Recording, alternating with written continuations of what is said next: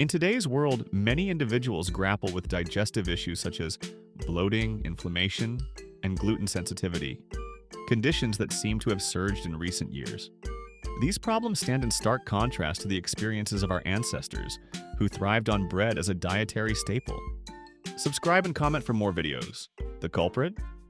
The way bread is made today compared to the time-honored methods employed by medieval bakers. Understanding the historical context of bread production not only highlights the intricacies of this essential food, but also sheds light on the profound impact of industrialization on our diets and health. This exploration of medieval bread-making practices reveals why our gut health has suffered and how we can reclaim the benefits of traditional methods. Medieval bakers dedicated significant time and effort to their craft, often spending up to 24 hours making bread.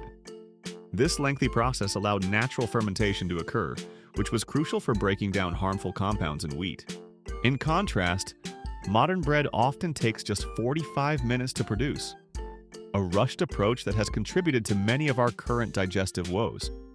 The fermentation process in medieval times was not merely a step in bread making, it was a critical phase where the dough transformed. During this period, wild yeast and beneficial bacteria thrived, creating a complex ecosystem in the dough. This natural fermentation not only helped the dough rise but also broke down toxins and made the nutrients more accessible. Fermentation is a biological process where microorganisms like yeast and bacteria convert sugars into alcohol and acids.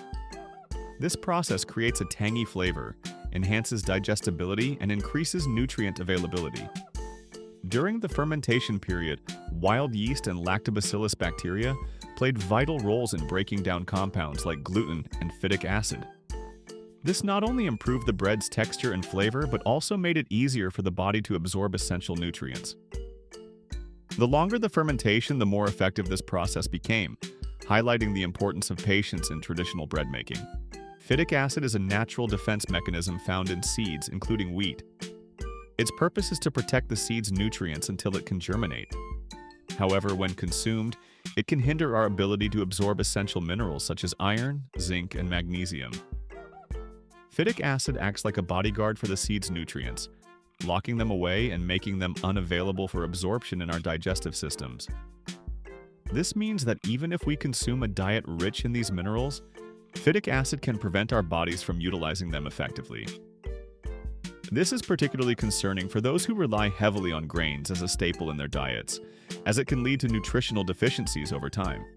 The magic of medieval bread lies in the lactobacillus bacteria present during fermentation. These bacteria break down phytic acid, unlocking the nutrients trapped within. This process is essential for ensuring that the bread is not only digestible but also nutrient-rich. During fermentation, the lactobacillus bacteria produce lactic acid, which helps to lower the pH of the dough. This acidic environment not only contributes to the bread's flavor, but also plays a critical role in making minerals more bioavailable. By the time the medieval baker put his loaf in the oven, the defense system was dismantled and the nutrients were ready for absorption. To enhance their bread, medieval bakers would often obtain a frothy substance known as balm from local breweries. This foam, rich in yeast and bacteria, was added directly to the dough.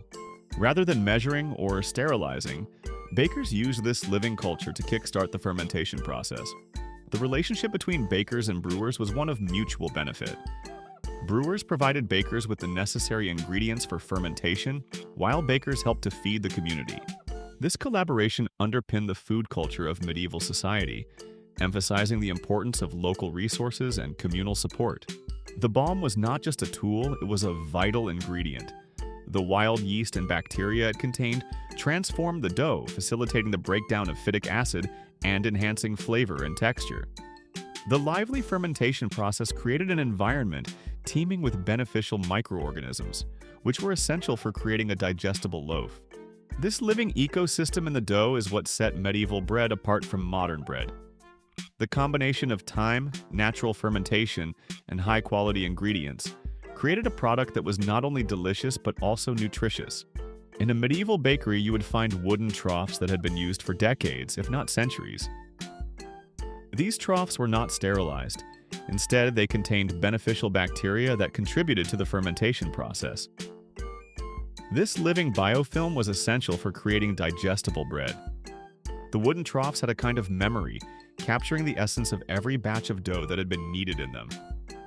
Over time, they became homes for good bacteria, much like a sourdough starter. This stood in stark contrast to modern practices, where hygiene often means eliminating all forms of bacteria, good and bad. Modern bakeries have moved to stainless steel and glass, creating sterile environments that eliminate both harmful and beneficial bacteria. This shift has removed the natural processes that helped pre-digest bread before it was consumed. The lack of beneficial microbes in modern bread making leads to a product that may be less nourishing and harder to digest.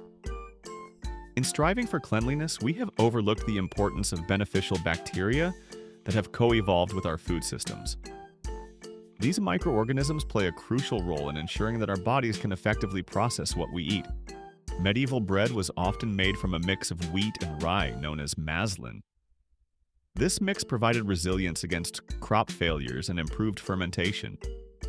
Rye has unique enzymes that promote faster fermentation, enhancing the breakdown of phytic acid and gluten. Farmers planted maslin as a strategy to mitigate risks associated with climate and pests. This practice ensured that even if one crop failed, the other could survive, providing food security for communities. This blend of grains also contributed to a more nutrient-dense loaf, as rye contains different vitamins and minerals than wheat alone. In contrast, modern bread typically uses a single variety of wheat that has been genetically modified for high yield. This change has reduced the natural fermentation benefits that were integral to medieval bread. The rise of dwarf wheat in the mid-20th century represented a significant shift in agricultural practices, prioritizing efficiency over nutritional value. While higher yields were achieved, the nutritional content and digestibility of the grain were compromised. In 1961, a groundbreaking process was developed that drastically changed bread production. This process focused on speed, allowing bread to be made in just a few hours rather than a day. However, the shortcuts taken, such as using industrial mixers and chemical additives, came at a cost to the bread's digestibility and nutritional value. The chaiwood process exemplifies how the food industry has prioritized profit over quality. Bakeries could produce bread at an unprecedented rate, but the trade-offs included the loss of natural fermentation and the introduction of artificial ingredients. The rapid production of bread led to the introduction of preservatives and emulsifiers to extend shelf life. These additives replaced the natural fermentation processes that once kept bread fresh. While they may prevent spoilage, they do not contribute to the nutritional profile of the bread. As a result, what was once a nourishing staple has become a product laden with chemicals that can further exacerbate digestive issues. The irony is that the quest for convenience has resulted in a food that is less beneficial to our health. Today, many commercial breads are labeled as sourdough, but often they are just chemically flavored products that lack true fermentation. They may contain vinegar to mimic the sour taste, but this does not provide the health benefits of real sourdough. The food industry has mastered the art of marketing, often using terms like artisan or sourdough to sell products that do not adhere to traditional methods. This creates a disconnect between what consumers believe they are purchasing and what they are actually getting. True sourdough contains only 3 ingredients: flour, water, and salt. If a loaf contains yeast or vinegar, it is not authentic sourdough, despite the premium price tag. Reading labels carefully is essential for consumers who wish to avoid processed bread and seek out nourishing options. A simple test is to look for the absence of any chemical additives. If you see a long list of ingredients, it's likely a product of modern bread-making practices rather than a genuine sourdough. You don't need a brewery or ancient techniques to make your own sourdough.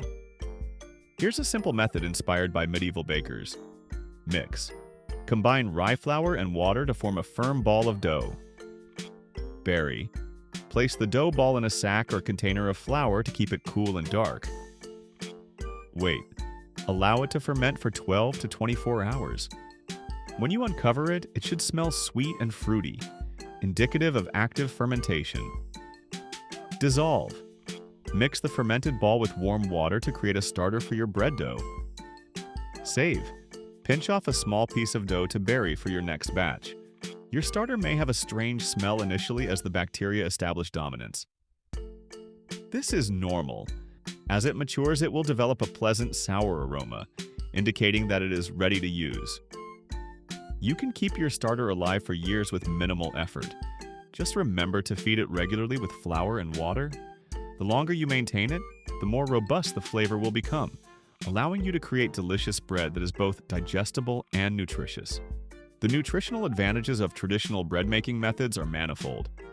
By allowing longer fermentation times, the bread becomes easier to digest, and the nutrients become more bioavailable. This means that your body can absorb essential minerals more effectively, reducing the risk of deficiencies that can arise from modern bread consumption. The shift towards industrial bread production has not only affected our health, but also our environment. Traditional methods often involve local ingredients and processes that are more sustainable. By embracing these techniques, we can reduce our carbon footprint and support local economies. Engaging in traditional bread making fosters a sense of community. Sharing knowledge, recipes, and sourdough starters with friends and family creates bonds and promotes a culture of health and wellness. It encourages us to slow down and appreciate the food we consume. The modern gut health crisis can be traced back to our departure from traditional bread-making practices. By understanding the fermentation processes used by medieval bakers, we can reclaim our health and improve our digestion. Bread, when made correctly, can be a nourishing and digestible staple rather than the enemy of gut health. The solution isn't found in modern labs or supplements, but in the age-old wisdom of our ancestors. If you're interested in more forgotten knowledge about traditional food practices, consider exploring the methods that have stood the test of time. As we move forward, let us not forget the lessons of the past. Time, patience, and natural ingredients are the keys to producing bread that nourishes rather than harms.